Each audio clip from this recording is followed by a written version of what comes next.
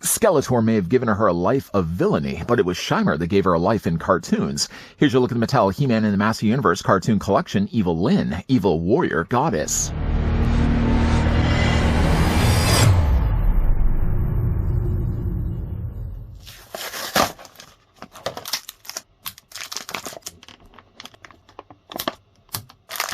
It's an exciting time to be a Master Universe fan. For longtime fans and a new generation of kids who love the action and adventure, it's time to experience the thrilling action and adventure of He-Man, Skeletor, the secrets of Castle Grayskull, and much more. The figures in this collection stand 5.5 inches tall and have 16 movable joints, so they're highly posable for imaginative and action-oriented fun. Just so you know, she wasn't always Evil-Lyn. She used to go by Evil-Lyn. Just before we get a closer look, though, at the Evil-Lyn from the cartoon collection, the tape measure first is going to tell us that the figure stands 5¼ inches in height, or the Evil Sorceress stands 13½ centimeters tall. Scaling in proper size always seems to be an issue when it comes to the female figures from the cartoon collection. Just for an example, showing you what she looks like next to her boss, Skeletor. In the cartoon, obviously it does fluctuate sometimes, but generally Evil-Lyn goes to at the very least, his sockets of his eyes. Not the case at all. Here's what the figure as well looks like, though, with Merman, bringing in as well Trapjaw, bringing in all at least the bad guys. Here's what she also looks like as well with Beastman. From this side, at least, she is also obviously using the exact same body with Teela, and that right away is already a big no-no. I mean, the fact that the figures are, just by way as well bringing the other Evil-Lyns, the off-yellow, jaundice-looking Evil-Lyn, and then the darker, more paler colors of the 2000X series, you can't, I feel, use the same bodies as you're using for the Origins figures. Like what they did with the male figures, I think the female figures should have had a stock body designed and created specifically for the cartoon collection line. In case you're interested at all, the figure does come included with a little sheet that shows you once again that you can swap around the parts. Good as customizers' dreams, you can easily make your figures the way that you want, but I just feel again like it's a waste of paper just to show you that you can remove the arms, you can remove the head, you can remove the lower torso, the boots. We're just going to discard that right away. What we won't, though, discard is the fact that she comes included with a mini comic, this one entitled The Shape of Vengeance. One of the notable characters featured also on the front happens to be Webster, not the one that had Ma'am and Mr. Papadopoulos. That's Webster. On the back, though, other promotional images does show Webster. It does also show Clawful and Spikor, two other characters that we're getting from the cartoon collection that haven't yet been released. We flip through the comics. I like always the artwork that they do inside. Notably, though, with the cartoon collection, the artwork does seem a little bit more like the Filmation style. There's Evil-Lyn off to the side, which again, you can't quite really see and gauge the proper height to her, but she's also ducking down. She also happens to have her cape, which is one thing, unfortunately, that was omitted altogether when it comes to this figure release. We'll talk more about that more in a moment. He-Man with Battle Cat, Teela, Orko flying off to the side next to Man-at-Arms. And there's, again, Evil-Lyn off to the side. Nice looking comic. That looks almost like something you'd see from Silence of the Lambs. Skeletor turns into some big giant moth. Anyways, let's move that off to the side. Getting a closer look at the accessories that the figure comes included with, the cape not being one of them. She does come at least with the Shaping Staff. I believe taken from the Shaping Staff, the actual episode named Shaping Staff. This is something, of course, that she can wield in either one of her hands. Luckily, she does have two gripping hands, so not only does she have the Shaping Staff to hold, but she also comes included with her trademark scepter. Like the look of the scepter. Probably not going to end up displaying her, I feel, with the Shaping Staff, although I do like the look that they've molded this here in a very nice, almost Werther's original style of gold plastic. Yes, you can go ahead and put that obviously in her hand. Even though the handles of the Shaping Staff, and for that matter the scepter, do seem large, they fit fine enough actually in her hands. The coloring also for Evil-Lyn is sort of, again, that off yellowish color, but not to the extent of the original vintage toy, and nowhere near, of course, what we're getting here with the Origins is, I'll bring those figures in more in a moment. Once again, though, looking at the actual scepter that she has, nice paint that they've added to the top orb there, all in black, while the majority of it is kind of very much a Skeletor or Evil-Lyn kind of purple. And again, that can also fit into her hands. The only thing, unfortunately, about this is that the characters don't have... I wish kind of that they could have had swappable hands. I mean, I don't expect them to throw all these extra things and the kitchen sink at these figures, but if they had extra hands that could pivot also the opposite way around, you could have had the figure actually... I always kind of really want to have her displayed where it looks like she's holding the scepter and pointing it towards, and you can't quite pull that off. The biggest thing, though, unfortunately for this figure, is the fact that she is left behind with no cape whatsoever. She has the collar piece, at least, for that, but a lot of times we do see Evil-Lyn in the cartoon with a cape. and they've left that off altogether. Of course, she is also, after all, using the same body mold as Teela.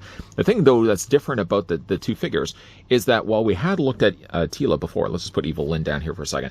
Teela essentially was a brand new body where they put an overlaid piece of plastic over it. It's basically a way for them to get away with using the same body and then just making the new torso pieces accordingly so that you, of course, could have yourselves whatever figure you want to end up using. This was, again, perfect for customizers because if you strip this all down, underneath that is just a basic bare body that you can then use for customizing and making in other figures. With Evil-Lyn, though, what she's actually getting instead, I'm going to bring in the one that we got here from the Filmation, from the Origins line. You can see, though, looking at the two, the arms are exactly the same. Well, you know, to some extent. Obviously, there's been some tooling between the two. The legs are very much similarly shared in the mold. The thing that's a little bit different, though, is the torso. They would have had to devise a brand new torso piece because this one isn't quite matching to the one that she would have had in the cartoon. This one is a little bit, obviously, a little bit wider. She does seem to have a little bit more fuller of a chest piece as well. The color is a little bit higher. The colors, of course, are a little bit more closer to the cartoon. Head sculpt is pretty good. I don't think it's as good necessarily as Teela. Teela set the bar, I feel, pretty high. That really, to look at the two, it almost feels like they're from completely different paint companies. I'm not saying it necessarily for the fact that they, like, if you're looking at the plastic, clearly Evil-Lyn always would have had a more yellowish skin tone. But, like, the face is so much nicer here on Teela, I feel it lets a little bit down when we get to actually Evil-Lyn. The actual box packaging does depict Evil-Lyn much better looking head sculpt than what we're actually getting produced from the factory. Something that's also notable, too, is if you look at the side of her face, it actually looks like her face is a little bit more flat. She does have, of course, the tiara there on the top. It's molded fairly well. It's a lot thinner than I was expecting. She does have, again, like that kind of cowl piece that basically is part of the Teela, part of the, of course, the crest that she has on top of her head. I can't even think of it now. But, you know, because of that, if you're looking at it from the side, she has a very boxy looking head. Tiara, that's what I was thinking of. Very boxy, though, in the head. It's definitely not as refined, though, as Teela. Colors are good on this one. Again, like, you got the nice purples, you got the blues.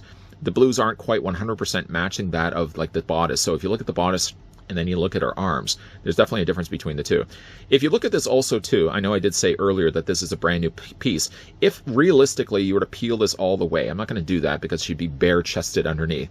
This is still, though, a rubber piece over top, but it is a completely, though, different rubber piece altogether than the one we got here from Teela. Same arms, though. Same bands there on the forearms, you can see, or biceps. And again, when you look at the lower boots, they've essentially just taken Teela's body, as usually was the case with the original Vintage and the Origins line, essentially taken Teela's body and just recast it all in the different colors, and then had to, of course, devise a brand new torso piece, which again is all soft and plastic. For the figure's articulation, Evil-Lyn's going to have that of Teela's, so her head's going to rotate all the way around. It's going to look up, it's going to look down, it's going to move also back and forth as well. Arms hinge out comfortably at 90 degrees. You can take the arms and rotate them all the way around. Rotate them all the way around. Yes, yes. There we go. There's a bend in the elbow. There's a rotation in the forearm. There's also a rotation in the hand where you can hinge it back and forth there as well. Just a standard waist swivel. Ball joints, though, for the legs. You can take the legs and move forward. You can move them back. There's a swivel there slightly on the top of the thigh. Single hinge on the knee, rotation in the lower leg, rotation in the boots, hinge back and forth on the ankle, and there, yes, is the ankle rocker. Yes, Virginia, there is a Santa Claus. I like the look of the figure, but I don't know if I think it looks as good as Teela. For the female figures, Teela, again, set the bar pretty high. Whether your feelings, though, are shared with mine, that again, like I just feel like the figure bodies, they had to come up with a brand new different body.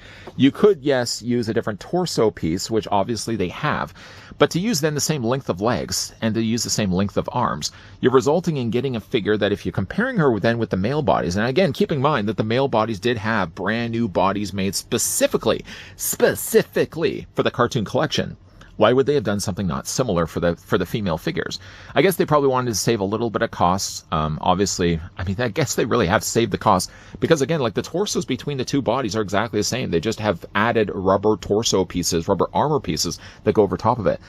Evil-Lyn needed to be a lot higher. She had to be at least, I would say at least even to, at the very least, in the nose of Skeletor. And the biggest thing, unfortunately, that's facing this figure is the fact she's missing her cape. I don't know why Mattel chose not to add and include the cape when it came to releasing Evil-Lyn. Evil-Lyn does come included with the shaping staff. That's good. Evil-Lyn, though, doesn't come included with a cape. That's bad. And I'd hate to think that Mattel was looking at two things in front of them, the shaping staff and then the cape, and they had to figure out one of them had to be sacrificed in order to mold the other, because we just don't have the budget to produce both. The scepter would had to have been a no-brainer. They have to include that with the figure anyways. But honestly, though, the fact that really none of these figures I ever really display with their, quote, episode-specific accessories, I would have been all more for the idea that Evil-Lyn could have come included with her trademark black cape in favor of the shaping staff instead. Despite that, though, the figure is still suffering from one of the biggest problems that are faulting the female figures from the cartoon collection, and that's the fact that they continue to use the Origins body. The top of the torso is different, obviously, because they would have had to give him a brand new, or give her a rubber armor piece, the same similar way they've done it with Teela. But having the legs and the arms the exact same length as Origins figures results in these figures obviously coming up quite short when you're comparing them with the male figures. Again, like, I don't know where the logic was for this. I mean, if to look at this and they thought to themselves, okay, well, I feel like you'd have to go one or the other. Either have the male figure bodies using the exact same size as the Origins bodies, and maybe just, again, like making the armor or making at least the muscle underneath a little bit more cartoon refined, perhaps. If you're going to do that, then yes, you can easily just say that we're going to do that with the female figures as well. But the fact that they would then mold brand new bodies for the male figures and then not do the same thing for the females, it clearly looks like the females are using old molds, which essentially they are. They're using at least brand new overlay armor pieces, but the bodies underneath are still using and still stuck in the Origins past. What do you guys think of Evil-Lyn? Let me know down below in the comment section. Would you have rather gotten the cape instead of the shaping staff, or are you glad the character comes included with it? Let me know what you think of Evil-Lyn down below in the comments section. If you guys did also enjoy this video, I want to throw it a like. If you guys want to stick around for more, by the way, as well, FYI, we are going to be looking at Webster, the evil master of escape. His review will be right around the corner. Making sure, of course, you're not missing out on that. Hitting the subscribe, turning on the bell. Come back, please. As always, guys, thanks for watching. See you guys next time.